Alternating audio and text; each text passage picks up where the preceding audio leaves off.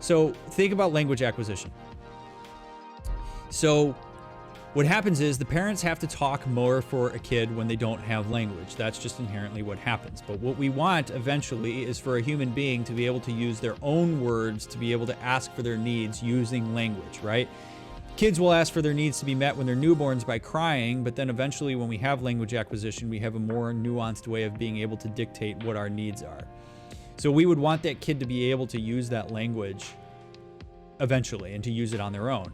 Well, what can happen is the teacher, in this case the parents, might sometimes become over-involved with their scaffolding and will not remove scaffolding, and thus will continue to speak for their child even after they gain language, which can actually start to stifle a child's ability to use language to get their needs met, because what they learn is that their parents will speak for them, that their parents will get their needs met for them, that they do not need to use their words.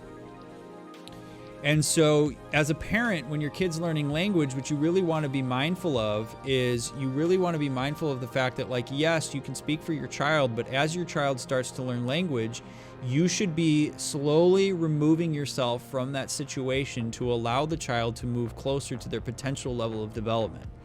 Now, you can also move too fast here. So you could have a parent that says immediately to a child who starts learning a few words like, okay, well, you're only going to get something if you ask me, and that child's not going to get their needs met because that's moving too quickly.